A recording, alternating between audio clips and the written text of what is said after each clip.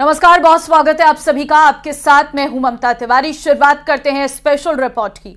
Iran और Israel के बीच तनाव बढ़ता जा रहा है और इजराइल ने ईरान के भीतर हमला करने के लिए फैसला ले लिया है और इस बार दुनिया भर के मुल्कों को समर्थन हासिल करने के लिए इजराइल के प्रधानमंत्री नेतन्याहू लगातार बात कर रहे हैं। तो वहीं इजराइल में एयर डिफेंस सिस्टम को और ज्यादा काबिल बनाने की कोशिश पर काम हो रहा है। दूसरी तरफ ईरान के राष्ट्रपति ने एक बार फिर धमकी दी है कि जरा सी हरकत पर उनका मुल्क इजराइल पर कहर बरपा देगा।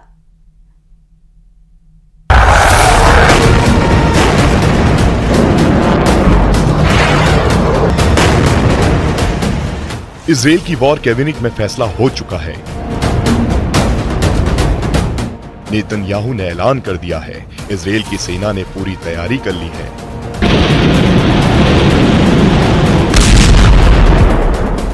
ईरान के हमले का जवाब देने के लिए इजराइल ने टारगेट भी तय कर लिए हैं और ये टारगेट ईरान के भीतर है। लेकिन अभी नेतन्याहू ने रेड बटन नहीं दबाया है और इसकी सिर्फ एक वजह है। वॉर कैबिनेट में इजराइल की सेना ने तय किया था कि ईरान पर हमला होगा, लेकिन अमेरिका को अपने साथ करने के बाद।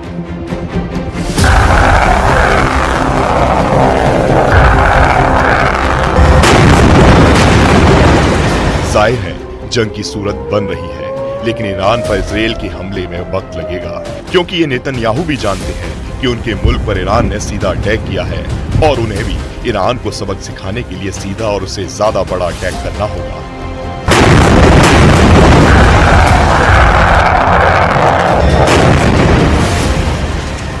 लेकिन इससे दोनों मुल्कों में जंग के हालात बन जाएंगे और ऐसे मौके पर इजराइल को दुनिया भर से समर्थन की जरूरत पड़ेगी। नेतन्याहू इसी को पक्का कर लेना चाहते हैं।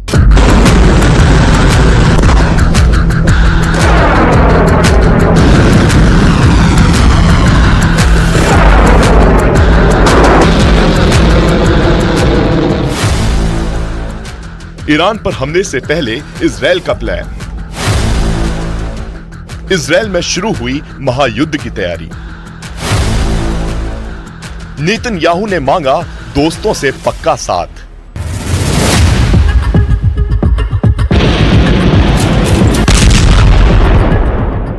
जिस तरह के हालात हैं और जिस तरह की तैयारी है, वो इशारा कर रहे हैं कि पश्चिम एशिया में आग लगने वाली है, खाड़ी में खलबली मचने वाली है, महायुद्ध का आगाज होने वाला है।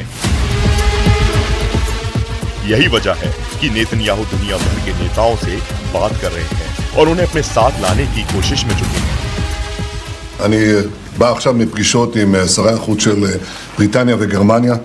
אמש שוחחתי עם ראש ממשלת בריטניה רישי סונאק. בקרוב אני גם משוחח עם מנהיגים נוספים. אני מודה לידידינו על תמיכתם בהגנת ישראל, ואני אומר את זה גם תמיכה במילים וגם תמיכה במעשים. अगर इजराइल ने ईरान पर हमले का फैसला लिया है तो ईरान भी महायुद्ध की तैयारी में जुटा है। ईरान ने बुधवार को अपनी सेना की सालाना परेड आयोजित की और अपनी शक्ति का प्रदर्शन किया, लेकिन इस बार की परेड हर बार से अलग थी।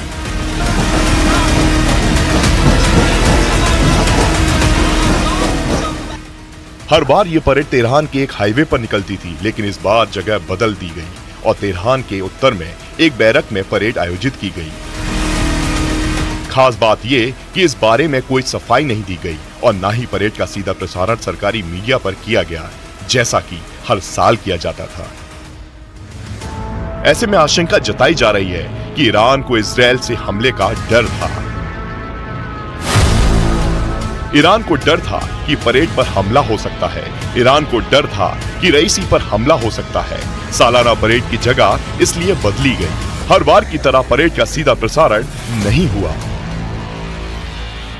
हालांकि इस परेड को संबोधित करते हुए ईरान के राष्ट्रपति इब्राहिम रईसी ने इजराइल को एक बार फिर वही धमकी दी जो उनके जनरल से लेकर उनके मुल्क के सुप्रीम लीडर तक पहले ही दे चुके हैं। लेकिन इस बार उन्होंने ये जरूर जोड़ दिया कि जरा सी हरकत का बहुत बड़ा खामियाजा भुगतना होगा।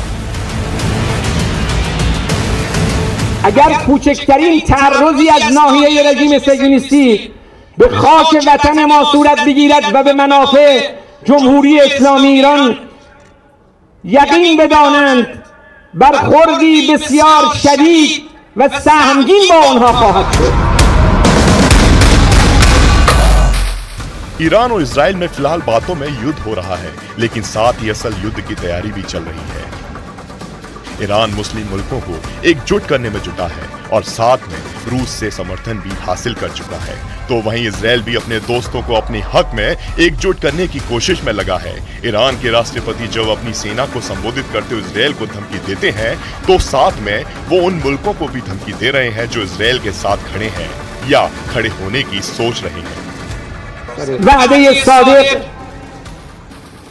اقدامی محدود بود، نه اقدامی فراگیر و گسترده. اگر قرار بود اقدامی فراگیر و گسترده باشد، اون وقت می‌دیدند حامیان رژیم صهیونیستی که چیزی از رژیم صهیونیستی باقی نمی‌ماند. पिछले साल इजराइल और हमास के साथ शुरू हुए युद्ध के बाद ईरान और इजराइल के बीच तनाव काफी बढ़ गया था। अप्रैल महीने में दोनों ने एक दूसरे के ठिकानों को निशाना बनाया, जिसमें इजराइल पर किए गए हमलों को नाकाम करने में अमेरिका और ब्रिटेन ने इजराइल की मदद की। लेकिन जब इजराइल उस हमले का जवाब देना चाहता था, तो अमेरिका ने रोक दिया। यही वजह है कि नेतन्याहू हमला करने से पहले समर्थन तो लेना चाहते हैं, लेकिन वो अब साफ कह रहे हैं कि भले ही दुनिया को कोई भी सुझाव दे, आखिरी फैसला इजराइल ही लेगा। יש להם גם כל מיני הצעות ועצות, אני מעריך את זה, אבל אני רוצה להבהיר שאת ההחלטות שלנו אנחנו נקבל בעצמנו. ומדינת ישראל תעשה כל מה שצריך כדי להגן על עצמה. इजराइल की सेना पहले से ही युद्ध के मोड में है। इजराइल अलग अलग मोर्चों पर युद्ध लड़ रहा है।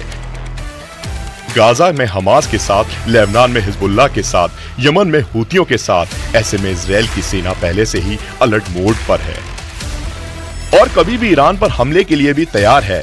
लेकिन इजराइल की सेना को भी पता है कि हमला एक तरफा तो नहीं होगा, ईरान भी जवाब दे सकता है और इसके लिए इजराइल की सुरक्षा व्यवस्था भी दुरुस्त होनी चाहिए। लिहाजा इजराइल की सेना मौजूदा वक्त में अपने एयर डिफेंस सिस्टम को और भी ज्यादा काबिल बनाने में जुटी है। We allow ourselves not for a long time to be satisfied from what we see, and we are preparing ourselves for the next time, debriefing the mission and seeing how could we prepare ourselves for the next attack if it would come.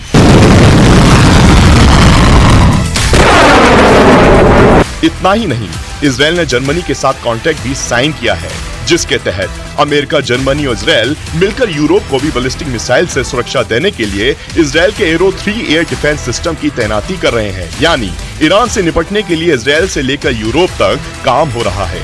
एक बार Israel अपने और अपने नागरिकों की सुरक्षा सुनिश्चित कर लेता है, तो उसके बाद वो ईरान पर बड़ा हमला बोल सकता है।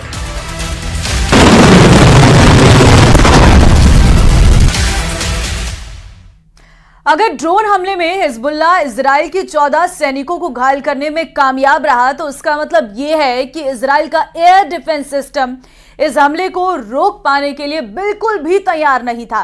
ईरान के हमले से भी हिजबुल्लाह का आत्मविश्वास बढ़ गया है और नेतन्याहू की भी वॉर कैबिनेट के अंदर ईरान से बदला लेने की कस्में खा रही हैं। बिल्कुल साफ है कि ईरान इजराइल युद्ध टलता हुआ नजर नहीं आ रहा।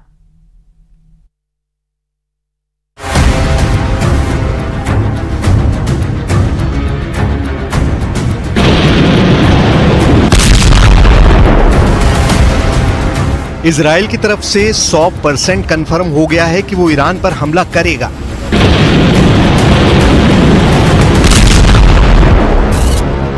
इजराइल ने अपने मित्र देश के विदेश मंत्रियों को बता दिया है कि ईरान पर पलटवार भयानक होगा और ईरान को सबक सिखाने के लिए सभी मित्र देशों को इकट्ठा होना होगा।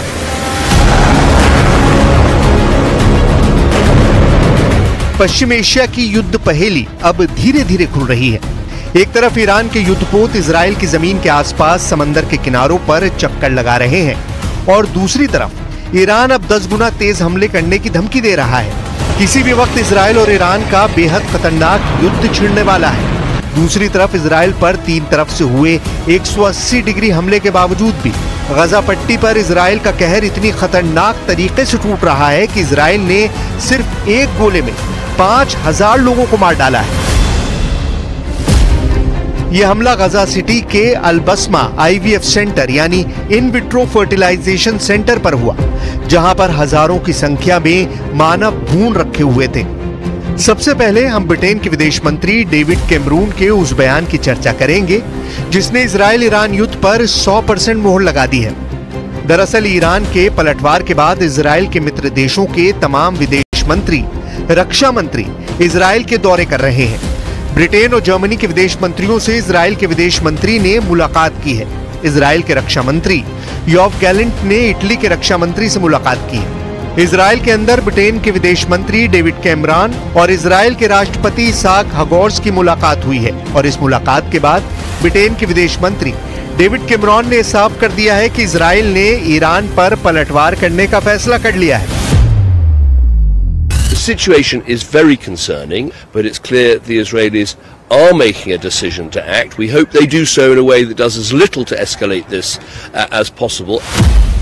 इजराइल की राजधानी के अंदर और क्या चल रहा है इसके बारे में आगे हम बात करेंगे, लेकिन सबसे पहले आपको ले चलते हैं तेहरान, जहां ऐसी रणनीति बन चुकी है कि यूक्रेन और गजा पट्टी से भी भीषण युद्ध अटल हो गया है। एक तरफ ब्रिटेन के विदेश मंत्री डेविड कैमरॉन यह ऐलान कर रहे हैं कि युद्ध अटल है, इजराइल हमला करेगा, और दूसरी तरफ ईरान के उप विदेश मंत्री अली बागेरी ने एक बयान जारी किया है और बिल्कुल साफ साफ कहा है कि इजराइल को यह समझ लेना चाहिए कि ईरान इस बार इजराइल के हमले का पलटवार करने के लिए 12 दिन का लंबा समय बिल्कुल भी नहीं लेगा।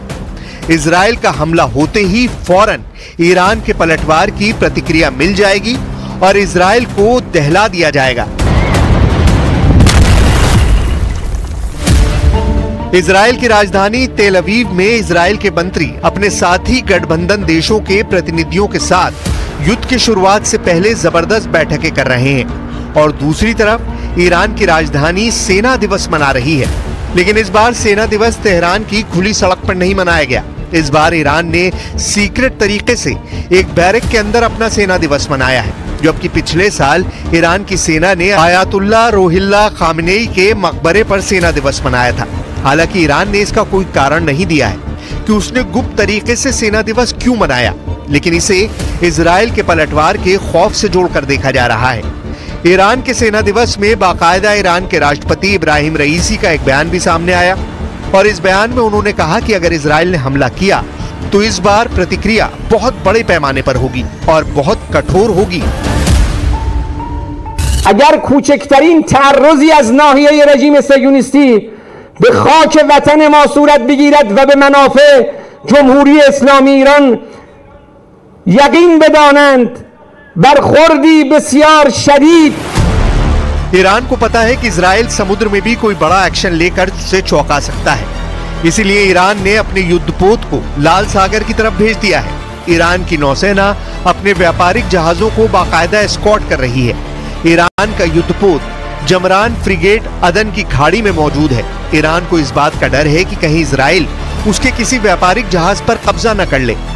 इजराइल के सामने ईरान का गठबंधन काफी कमजोर नजर आ रहा है। एक तरफ इजराइल की सरकार अपने देश की राजधानी के अंदर इटली के रक्षा मंत्री के साथ मीटिंग कर रही है, लेकिन दूसरी तरफ ईरान अभी भी अपने सहयोगियों के साथ मजबूत रिश्ते की तलाश में लगा हुआ है। इजराइल का पड़ोसी देश जॉर्डन खुलकर इजराइल के साथ खड़ा नजर आ रहा है। वेस्ट एशिया के बाकी इस्लामी देश असमंजस में नजर आ रहे हैं और वो इस युद्ध से दूर रहने की नीति पर अमल करते हुए दिख रहे हैं। ईरान और रूस के विदेश मंत्रियों ने आपस में फोन पर बातचीत जरूर की है, लेकिन फिर भी ये गठबंधन इजराइल के गठबंधन के सामने बेहद कमजोर नजर आता है, क्योंकि इजराइल के साथ अमेरिका न सिर्फ खुलकर खड़ा है, बल्कि अमेरिका के जनरल और अमेरिका, फ्रांस और ब्रिटेन का पूरा साजो सामान इजराइल की सुरक्षा में तैनात है। ईरान और उसके सहयोगियों के लिए इस वक्त भी सबसे बड़ी मुसीबत इजराइल का सुरक्षा कवच बना हुआ है। लेबनान में ईरान के सहयोगी हिजबुल्लाह के पास ईरान के द्वारा दी गई मिसाइल ही है और दक्षिण लेबनान में एक बार फिर इजराइल पर टेस्ट फायर किए गए।